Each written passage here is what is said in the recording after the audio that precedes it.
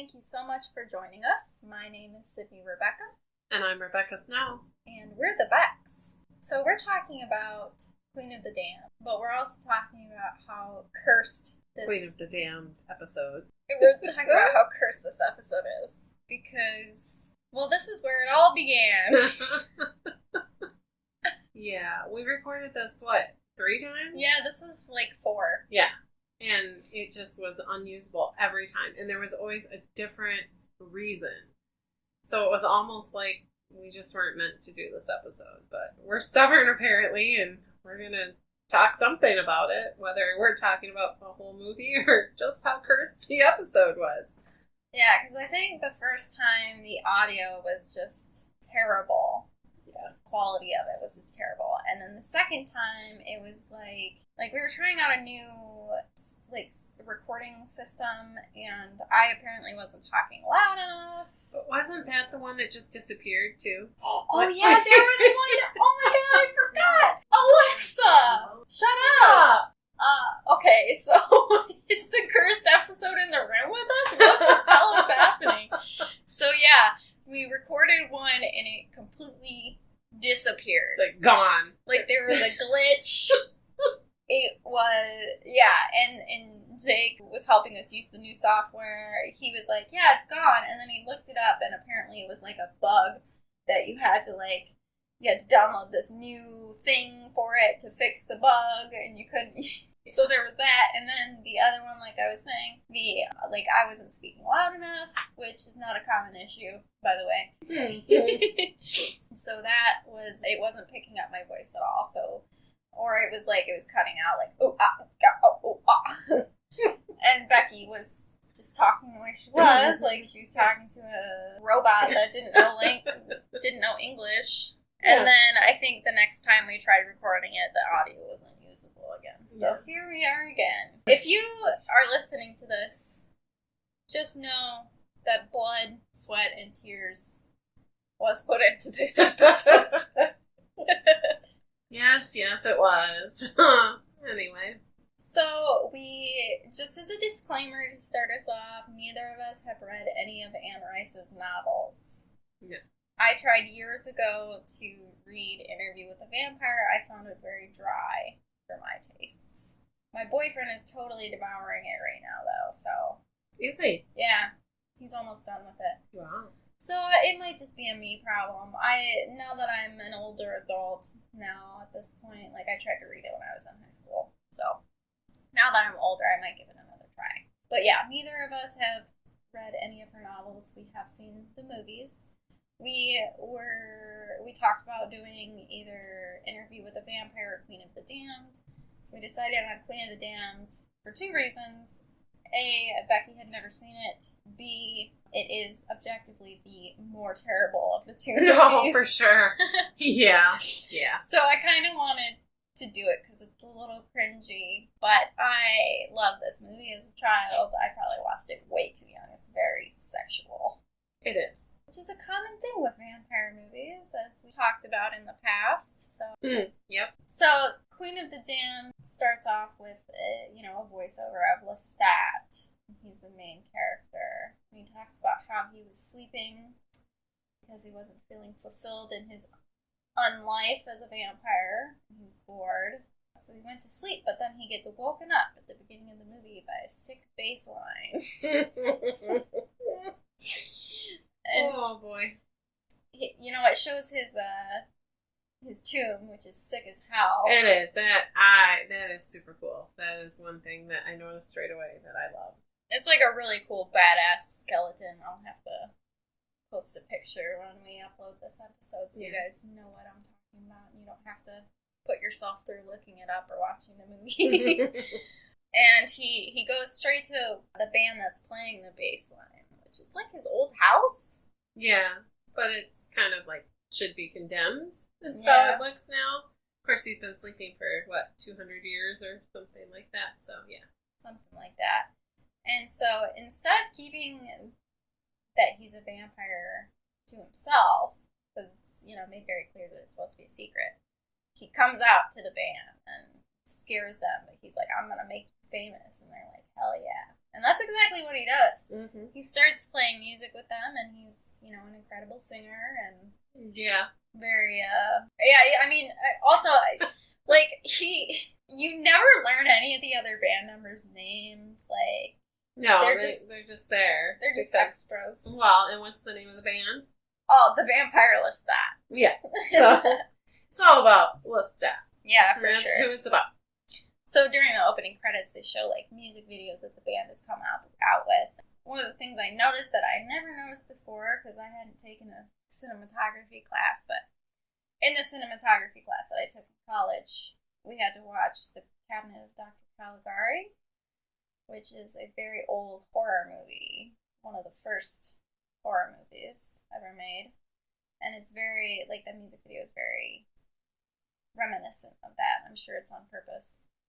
Also, I want to mention all of the songs that the band and Lestat sing are originals written by and performed by the lead singer of Korn. Which is pretty cool. Yeah. So he immediately is like, vampires are real, I'm a vampire. It totally goes against the whole vampire community by, like, putting himself out there, letting everybody, his fans, the band, everybody knows that Lestat is a vampire. Yeah. And he even, like, do, like, a press conference because they're doing, like, the one and only performance that the Vampire Lestat will ever do. And it's this concert in Death Valley. And one of the reporters is even like, aren't the other vampires mad at you? Which I thought was so funny because in general, I don't know if it's like everyone actually believes him or if they're all just humoring him. Like, you can't really tell in the movie. The reporter seems kind of like, oh yeah, you're a vampire. Aren't the other vampires mad at you for, like, revealing their secrets? Like, it's very tongue-in-cheek.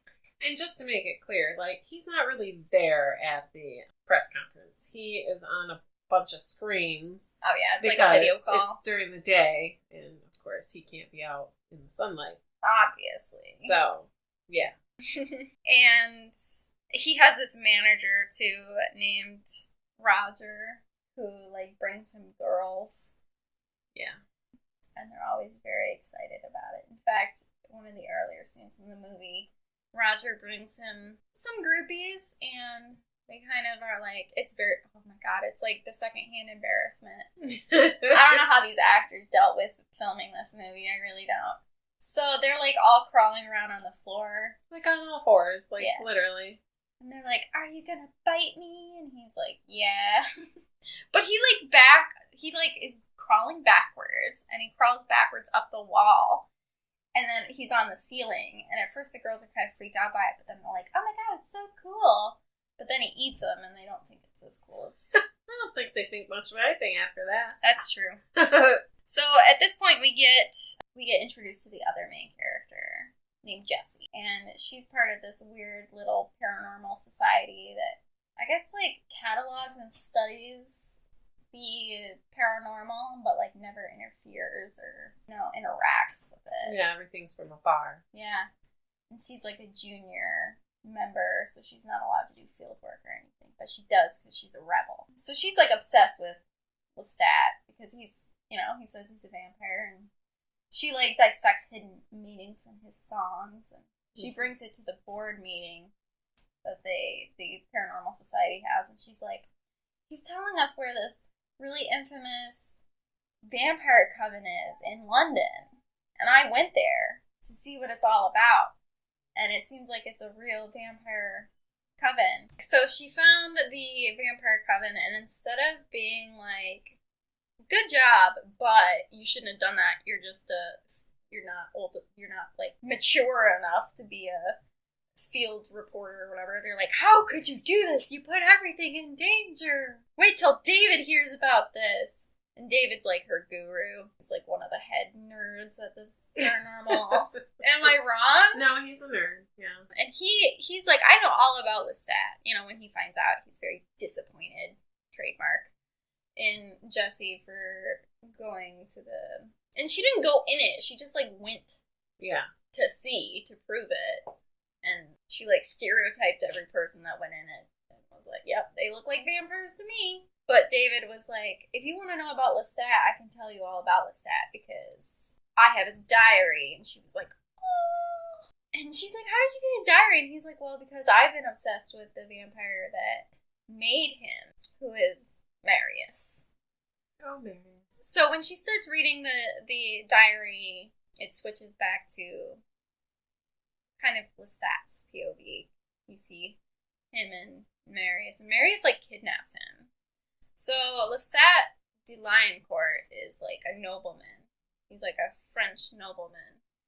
And Marius, I guess, had like stalked him and then decided to kidnap him. Yep. And turn him into a vampire. Which him drinking all of Lestat's blood was very homoerotic.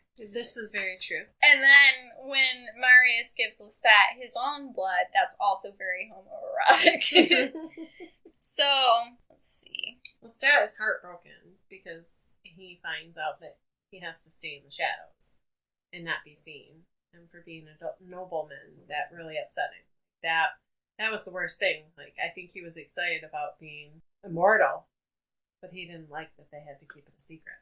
Yeah, he's definitely kind of a diva. Like, he likes the attention. He likes to be loved. Adored, yeah. And he doesn't really believe Marius at first because they end up going to a beach bonfire. And Marius teaches him how to feed and tells him you can never take the last drop of blood because you'll follow your victim into death if you do. So there are limits to the whole blood drinking thing. You're not allowed to glut yourself, you know. If you drain a human completely of blood, you'll die. And while they're on the beach, he falls for this, like, Romani nomad-looking kind of girl who's playing the fiddle with her father. And Marius is like, nope, you gotta leave her alone. And Lestat's like, I don't have to listen to you, Dad. And it goes, and he starts to play his violin with them. Which, fun fact, when we first recorded this episode, I was like, oh, I don't know what the difference between a fiddle and a violin is. So Becky looked it up, and it's literally just the style of music. Yeah. So she was playing it as a fiddle, and Lestat was playing it as a violin. And he's, like, super talented on the violin, and evidently something about his supernatural nature was revealed to the father and daughter. And the father was like, we gotta get out of here. And he tries to run away. Yeah, you could see the fear on his face, like instant recognition. Yeah.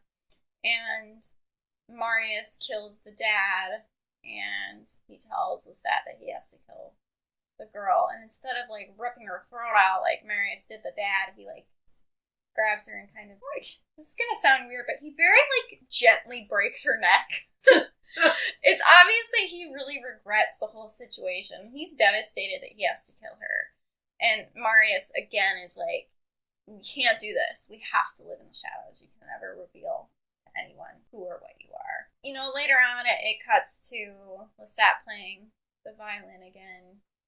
He's alone in the cool vampire lair, which I do want to say, I want to note, it's like this stonework castle type thing on, like, an island or a peninsula out in the sea. Yeah, it's beautiful. Beautiful, beautiful, beautiful. And while he's playing, there's, like, a wind that rips the bow of the violin out of his hand, which I've never met a wind that would do such a thing. So it flings across the room, he runs after it, and when he grabs it, he finds that there's, like, a breeze. He finds a hidden tunnel. And when he's going down this hidden tunnel, there's a bunch of flames and stuff that light up as he walks down. Yeah, kind of like lighting that lights as, you know, it's like motion activated. So every time he takes a step, another column of fire lights. Yeah. It's pretty cool. And he gets to this wood door, and it explodes outwards. There's a lot of explosions in this movie. A lot of explosions. We've discussed this before, but of wood. So, explosions of wood around vampires. Yeah, it seems... And what kills vampires? Wooden stakes to the heart? You just... Yeah. It seems very hazardous. Yeah. So, he's not perturbed by any of this. He, like, steps through the exploded doorway, and there's, like, this marble pathway. There's, like, pools on either side, and then at the very end there are these thrones, and seated on it is a king and queen, and they're also in stone, like they're marble statues. Yeah. And they're statues, yeah. But it feels, I don't know if he feels something like mystical happening or whatever, but Lestat keeps moving forwards, and he ignores the king. Completely. Yeah. It's just like, you don't matter. Looks at the queen and is like, oh, you wanted me to play for you. And then he starts playing for the statue. It's weird. It is weird. So cheesy. But the statue starts moving a little bit. She just very slowly lifts up her hand. And he's like, oh, you want me to drink from you? And he does. So weird. He bites into her statue arm, and it's crunchy. Like biting into an apple crunchy, like that satisfying crunch. Yeah. he starts drinking from her. And Marius, who's painting on the beach at this time, his spidey senses must have tingled or whatever, because he flew up there, realized that Lestat had found the passageway, comes down, and he's like, what do you think you're doing, young man? And Lestat's just like, oh, I drank from her. It was the most decadent thing I've ever had. And Marius, knocks him out. And when he wakes up, Marius explains to him, yeah, they were, they ruled the vampires hundreds of years ago. And they almost completely drained the world dry because they were drinking from everyone, not just humans, but vampires too. They were insatiable. Yeah. And it wasn't until basically they decimated the whole world that the king, I guess, got bored and decided to sleep. And the queen was lost without her king, so she decided to sleep along with him. And Marius and his little coven of vampires had been looking after the statues ever since. But he told Lestat, that was the most pure vampire blood that you could have ever drank. It made him more powerful. Mm-hmm. Still it was not a good thing that he did this. Yeah. Marius is obviously super disappointed at him, and he has him chained up on the bed, again, very homoerotic. Which I do want to point out, I don't know if I pointed this out in past episodes at this point, who knows. There was only one bed. Yes, that we saw. There was only one bed. Yes. So, just putting that little factoid out there. So, Lestat is chained up. He gives up. He sleeps after a while. When he wakes up, everything is gone. He's not chained anymore. So, the bed is the only thing that's left. All the paintings that Marius had, all of his desks and his books and everything, all gone. It's totally barren. And when Lestat goes and runs into, the secret passage, he realizes that the king and queen are also gone. Did you mention anything about paintings with Marius and David? Oh, yeah. Okay, I know it's one of your favorite things. Yeah, it's so funny. So when David is telling Jesse about Marius, he's like, I have been obsessed with Marius because, I think that he's one of the first vampires, the original vampire even, because he had traced him back in history through all of these paintings. And so he has all of these paintings in his office, and he's flipping through them, you know how they have the posters in Walmart? He has the paintings like that. And he's like, look at this one, it's from 1500, and this one is from 300 AD, and this one is from, whatever. And it's all just the same fucking dude. And if you know anything about posing for paintings back in the day, it took hours. So century after century, this diva-ass bitch kept posing for portraits and has the gall to get mad at Lestat for wanting a girlfriend when he's literally leaving a paper trail 13 miles long throughout millennia. And when Lestat originally wakes up in the lair, he wakes up on the bed and he looks around, and there's a painting of him being done While he was sleeping, I'm assuming. So yeah, this is kind of when the diary ends, more or less. Jessie, of course, decides to go back to the vampire coven, and she does it undercover. She's so dumb. This is so dumb. She's a dumb woman in this scene. She's not that smart. She really doesn't have that much of a personality either. She's just a pretty ginger woman, I guess. Like, I don't know. Which she does have plot relevance, because she mentions, you know, when her voiceover starts, when we're introduced to her, that she has a recurring dream that she's back at home, back where she belongs. But she's an orphan, so she knows that it's not a real place. But she always dreams of the same stonework courtyard and the same woman carvings and the same woman and, you know, all of this. But so she goes to the vampire coven and she dresses up like a little goth person, sneaks in with a group of other people into this club, and she's there because it's a vampire coven, but then she gets freaked out when, like, there's vampires inside. Yeah. Like, I get that they're drinking blood, but it's not like they're killing people. It just seems kind of sexual. Yeah, well, the thing is, she should know they're going to be drinking blood in a vampire bar, right? Yeah. I mean, come on. So she's obviously a fish out of water, and some vampires pick up on it, and they're like, "Who are you with, you juicy little popsicle?" And she's like, "I'm with Marius." Of all the people she could pick, one of the original vampires. Yeah. Why would she? Yeah. Because she's got a fucking ball sack on her, I guess. Like, literally, it's so ridiculous that that's the name that she comes out with. And, of course, no one believes her. Because they're like, Marius is long dead, you know, because nobody's seen him in public for, you know, whatever, however long. Basically, probably, I'm guessing that he kept to the shadows after he left Lestat. Yeah, I would think so. Because, like, Marius makes it clear, like, he wanted companionship. That's why he turned Lestat. And his one true companion that he had kind of betrayed him by, you know, sneaking around and then threatening the safety of all of vampire kind by messing with the king and queen. Yeah. So, that's kind of what I'm assuming. So, she tries to leave, because she's like, oh, I might be out of my depth here. Spoiler, she is. So she leaves, and the vampires are like, we're not going to let you leave. Kill you. She's the next tasty morsel. Yeah. And then Lestat saves her. And he's like, what do you think you're doing? And he, like, pushes her up against the wall and, like, cuts her thumb, and then he sucks on it. Mm-hmm. Which is so sexy. It was. 13-year-old Sydney was like, ugh. Yep. But she reveals at this point, because he gets mad. He's like, you don't know anything about me. She's like, I know everything about you.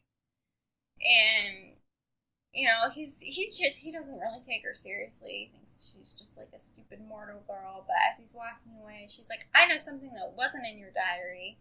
And he's like, what? And she's like, you still have the original violin. And she was right.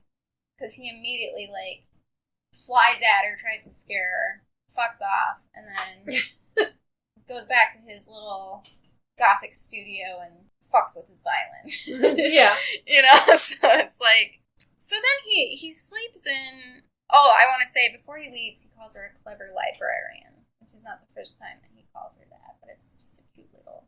Mm-hmm. It's a cute little nickname he has for her. He says, clever librarian.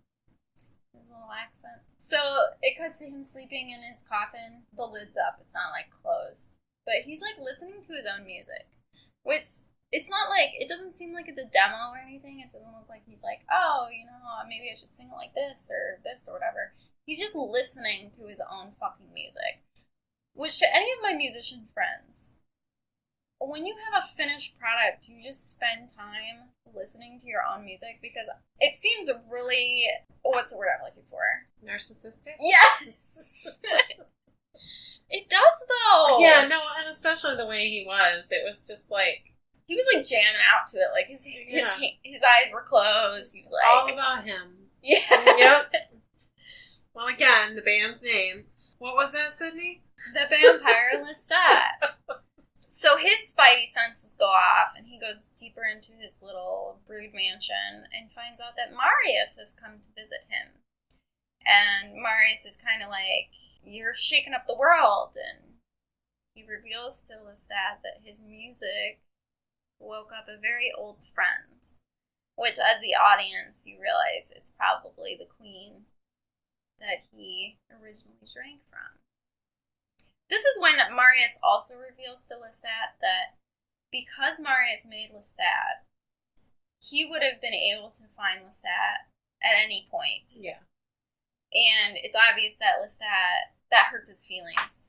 Because when he was turned, Marius was all he had, right? Exactly. So they only had each other, and Lestat paid for his mistake almost as much as Marius felt the mistake as well. I think they both suffered from it. So yeah, they talk about how woke a very old friend. This time it cuts to the queen. Her name is Akasha, and she's played by the late Aaliyah. Who is beautiful. Yeah, she's a beautiful woman. Drop dead gorgeous. She was like, I think she was 20 when the film came out, and she died before it was released. Yeah, this was her last ever performance. And she died in an aviation accident. That was very, very sad. She does an incredible performance in this movie. She's very sexy. She doesn't get any singing time in it, which is funny because she's the only actual musician on the cast. Yeah. Yeah, isn't that funny? Which I don't think we ever mentioned before. No, I don't think so. But, fourth time is a charm. She does very much appreciate Lestat's music, though. She's obsessed with him. Yes. He wasn't kidding when he said, "Oh, you want me to play for you, my queen?" When she was still a statue, obviously. She drew him there. Yeah. So she ends up going to, I don't know if she was, like, following Lestat's trail or what, but she goes to the Vampire Coven, the same bar that Jesse and Lestat had been in previously. And she saunters in, and everyone's very drawn to her, and this plebeian vampire is trying to be like, "Hey girl, you need me to show you around?" And she's like, "No." But she gets a little bit flirty, and then she rips his heart out. Yes. Reaches right in, and she takes a big bite. Yep. Yum. She looks sexy doing it. Just saying. And then she starts to explode vampires with her mind. Yes, I would like to have that special power on them. I couldn't be trusted with I probably couldn't either, but there are times. You're just like, oh yeah? Poof. Poof, poof. Poof, poof, poof, poof. Oh my god, Anyway. So she leaves the bar.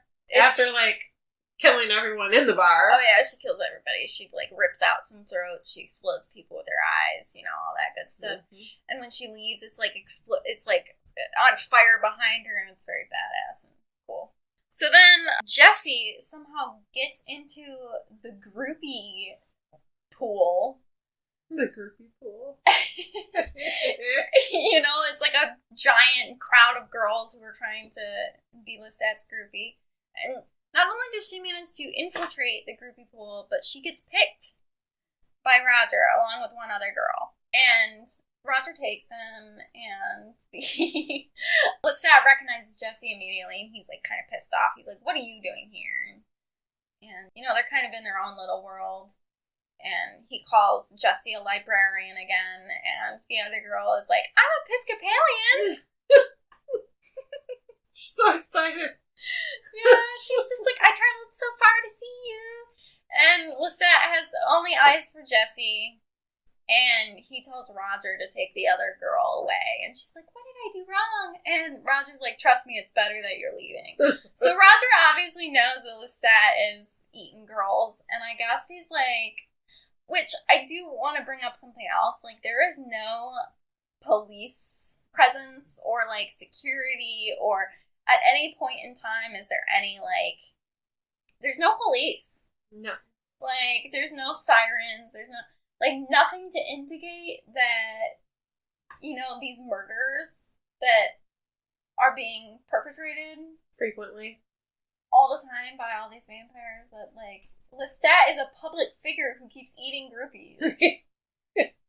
These girls that are going to his concert just disappear. Yeah, there's no consequences. No. So Jessie reveals that she came to bring him back his diary, but not only that, she wants to know what it's like. And he's like, oh, I'll show you, baby. So they go flying, which is very cheesy. It's super cheesy. But... And they get to, like, this very tall building, and he's, like, throwing her around. I made a note in my notes app. I was like, damn, he can fling me around anytime. But he reveals to her, he's like, I really am only attracted to you because you're alive, and that's something that I don't have anymore. I don't know what it's like to be mortal, to have blood running through my veins, and etc. And she's, like, not fazed by this at all. She's like, that's okay. I'm just as shallow. And she, like, cuts her boob so he can suck on it. And she's like, go ahead. And he turns her down. Yeah, like, flat out. Nope. He's like, well, if you really want to know what it's like, come with me. So he takes her to the park. And she's like, ooh, a romantic late night park walk. And they run into this vampire who's, like, preying on this girl on this bench, but Lestat, like, growls at him, and the other vampire's like, I don't want to mess with that guy. So he leaves, and Lestat just attacks this girl. Yeah, like, pretty violently. Yeah, and kills her. And Jessie's so frightened by this. So Lestat's like, you really want to be doing this? This is what it's really like. And he leaves. Now, instead of being, like, I guess she ultimately decides that this is not a deal breaker. Yeah, she's, like, not... At first, it looked like she was totally appalled by the whole thing. Like, oh, again, I don't understand why she's shocked. He's a vampire, but okay. But she's not done yet. Yeah, because the next day, she goes to the Death Valley concert. Mm-hmm. And she had left it's important to note, too, like, David didn't approve of her doing any of this stuff, so he keeps calling her, and she left, like, a voicemail to David, and she's like, don't follow me, don't worry about me, I'm fine, but I am going to Lestat's concert tomorrow. Well, David actually shows up at the concert, too, and it's, like, a ginormous, like, outdoor music festival. Yeah, like, out in the middle of the desert, just tons and tons and tons of people. Yeah. And somehow David is able to pick Jessie up out of the crowd, and he starts yelling after her, which I just thought was so funny. Like, what are the odds that he finds her? Yeah, it totally runs into her when you're looking at, like, thousands of people. It's just, yeah. Oh, there she is. Okay. Well, she ignores him. Later, David. Yeah. And who actually says hello to David? But Marius. Because Marius he's a very smart man. He's known that David's been following him. Hello, David. Yeah, he's very flirty with it. David's like, holy shit, I think that was Marius, but Marius leaves before he can really fully Before realize. it sinks in, yeah. Yeah. So then the performance starts. People are going crazy, like all the fans in the crowd, they have like fake fangs in their mouths and, all this stuff. But you can see in the crowd, there are these people who are just standing there angrily glaring at Lestat. Like, they purchased tickets. Yeah. Yeah, exactly. But they're there to kill him, right? And eventually they make their move. They're going to start attacking him. Well, Marius shows up. He has, like, a whole group with him. And he tells some of the vampires to go find Jessie. So he knows who Jessie is, mysteriously.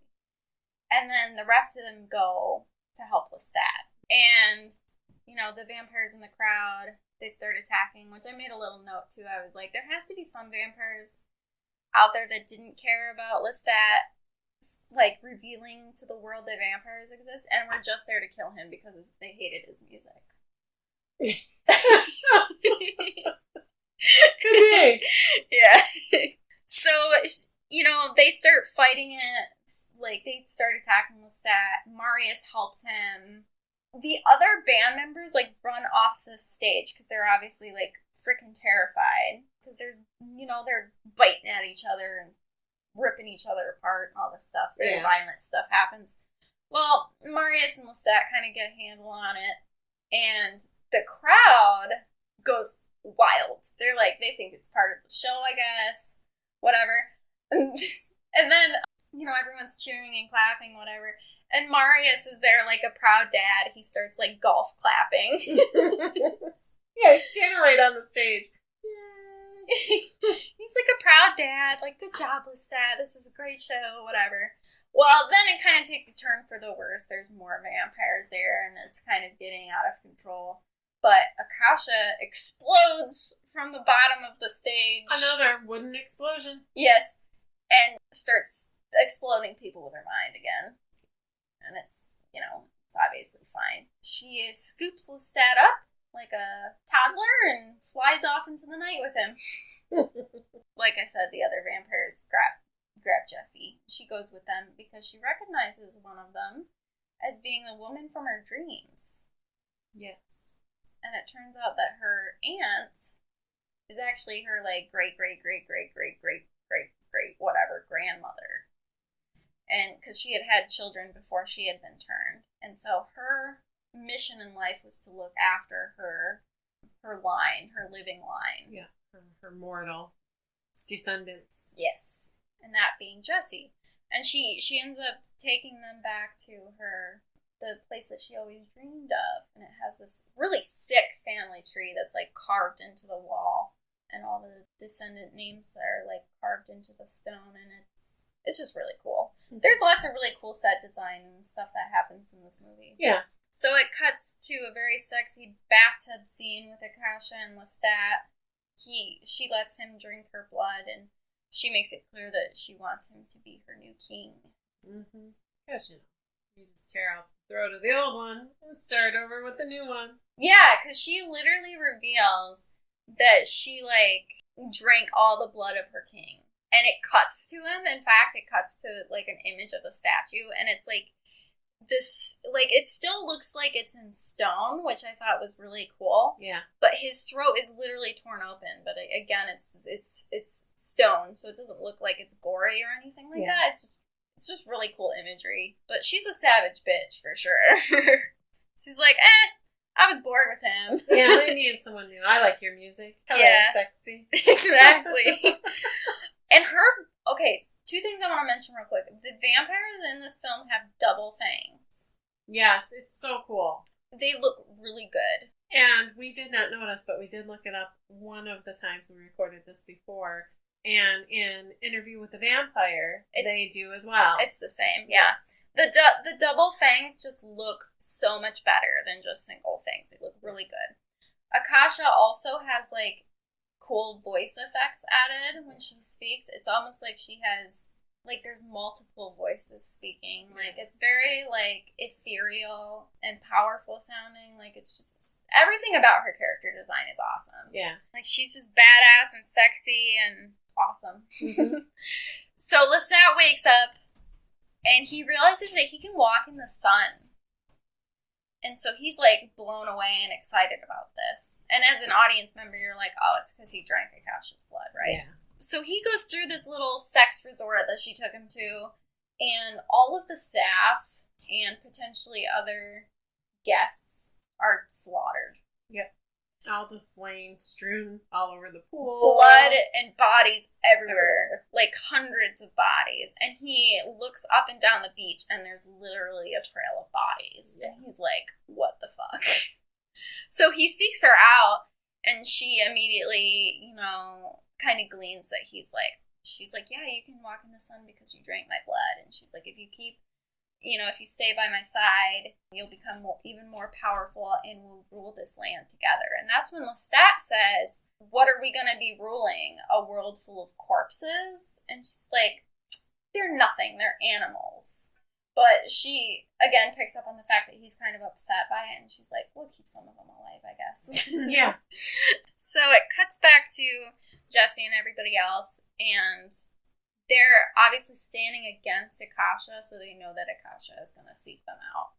And she does. She shows up with Lestat, and she's like Marius is like, Akasha. And she is like, you need to address my king first. And I was like, bitch, what? You're the most powerful woman on the planet, and, like, the patriarchy got to you, too? It's just weird how she did that. She, like, rips out her other king's throat, and then she acts like Lestat needs to be acknowledged first. So it's so weird that she... The only thing that I can think of why she did that was that she was very obviously laying claim to Lestat. Yeah, that makes more sense. It does still feel like, I feel like they maybe could have done it a different way, because it does really feel like it just made me roll my eyes a little bit. Yeah. It wasn't, I don't think, if that was their intention, that they were like, oh, she's laying claim to Lestat, I feel like there were better ways to do that. Well, she does here, you're going to get to what she did, that to me lays more claim to him than that. That is just, yeah. Yeah, so the next thing she does is she, and this is another note that I made, like, women always know, okay? So she picks Jessie out of the crowd, probably partly because she's the only human there, yeah. But also because, I swear to God, women always know, she knew that Lestat and Jessie had a thing. Mm-hmm. Like, I mean, you could argue, like, romantic, they knew each other, whatever, it doesn't matter, but she was like, I know. Yeah. So she tells Lestat, she's like, one more thing before you get your crown, my love, you must kill her. Yeah. And to me, that's the ultimate. He's mine. Yeah. I'm gonna get rid of you, bitch. And, yeah. And so, he does. Yeah. He bites her and drains her dry. Drains her to the last drop. He doesn't take the last drop. Right, true. You can't do that if you want to stay alive. So then, you know, Marius is obviously very upset because he thinks that Lestat had betrayed everyone. But then Akasha's like, I'll reward you. You can drink from me. And he does. And while he's drinking from her, he makes eye contact with Marius. And Marius is like, oh shit, he is on our side still. Mm-hmm. And that's when they all attack her at once. And at first, so she tries to shake Lestat off, obviously. She's like, that's enough. And he's just like, no, it's not. And, you know, the other vampires in the group are all taking turns trying to also drink from her, because they're trying to drain her. And they had spoken about it previously in a previous scene about how, like, someone had to do the ultimate sacrifice and actually drain her completely dry. Yeah, take that last drop and follow her into death. Yeah, so that she could be gone forever. Yeah. So they're all drinking from her. She explodes a couple people, but she starts to get weaker, and her powers start to not work. You know, she's obviously very betrayed. It's very sad. And Lestat is like, I'll do it. Because I think he feels like he's to blame, partly. Yeah. Jessie's aunt is like, no, actually, I'm going to be the one to do it. Like, you've done enough. And so she does. She drains the last drop from Akasha. Akasha turns to stone, but she actually disintegrates as well. And when the camera pans over to Jessie's aunt, it turns out that she turned into stone. And Marius makes a comment that she's not dead, she's asleep. This is when Lestat remembers that Jessie is dead. Pretty much. Yeah. So he feeds her some of his blood. And there's a hard cut. And it brings us to David. And David's in his nerd office reading a paper about how, like, the Death Valley concert was, like, what was it, drugs in the water or something like that? Like a mass hallucination. So obviously the world isn't as sold on vampires as, the initial news conference implies. And he kind of hears something like wind blowing or whatever, and he gets spooked. And he goes to investigate, and, the window's open, so he closes it, goes back into his office, and Lestat is sitting in the chair across from his desk. And Lestat's like, we brought you something, and he turns around, and Jessie's there, but it's not the Jessie that he knew. There's something different about her. Oh, yeah. Yeah, so obviously she's turned into a vampire. And David is quite frightened by her. She gives him Lestat's diary. So they return it to him. And when she, hands it to him, he kind of flinches. And when she tries to hug him, he flinches, violently away. Yeah, he's scared. Yeah. And Jessie's kind of she's a little cheeky about it. But you can see that she's a little bit hurt by it. And David's like, he kind of stutters through, he's trying to say something to her, and she's like, you want to know what it's like? And he's like, yeah. And she's like, I can show you if you want. And he's like, no thanks. I'm too old for that. So Jesse and Lestat leave, and who slips into the door behind them but Marius? And he says, hello, David. I think Marius has a little crush on David, and I think David has a little crush on Marius. So that's how Queen of the Damned ends. Lestat and Jesse go into the crowd, but they kind of edit the footage to seem like they're moving very slowly through the crowd. Yeah. Obviously a metaphor about how they're immortal now and they stay the same where the world around them changes, etc., etc. So yeah, this movie's terrible. It is a pretty bad movie. It's so fun to watch, though. It is. I enjoyed it. Yep. Because I was kicking my feet and giggling, and Becky kept throwing glances at me when there was a suggestive scene or whatever. Like, okay, I watched this movie too young. It changed the projection of my sexuality. I don't know what you want from me. Yep. But yeah, we had a blast watching it. We didn't have a blast recording it. No. The first time, yeah. Yeah. The other multiple times, not really, no. I was over it. I can't believe I forgot that we lost. I can't believe I forgot that we lost. We lost it. It was the whole thing. It was like an hour and 20 minutes or something the first time. Yeah, it was so depressing. It was awful. Oh. But hopefully... We were going to give up. We were going to give up. But we're actually going to be leaving for our work conference, and we want to have... Because we're not going to be here the day that we usually release episodes. So we wanted to record this as kind of an extra one and release it while we're gone. We're going to schedule a release so you guys won't have to live without us. Yes. That would be awful. Yes. So yeah, that's Queen of the Damned. We're going to be re-recording an episode on Jurassic Park. Yes. We got our business cards in today. We did. That's super exciting. I did share some photos of them because I'm very proud of how they turned out. They turned out really well. We designed them. The art goes to, yes. Yeah, shout out to Roz Olin because he did the art that we use for, the Spotify page, the Facebook page, and we featured it on our business cards as well. Yes. So we're going to be handing those out at different conventions that we go to try to network a little bit more, get some more listeners. So that's that. If you guys have any friends that like to listen to podcasts that are interested in horror or the macabre or spooky things, or people that are scared of spooky things, this is the better way to do it. If you don't want to watch it, you can hear about it. It's true. It's a little more chill. Yeah.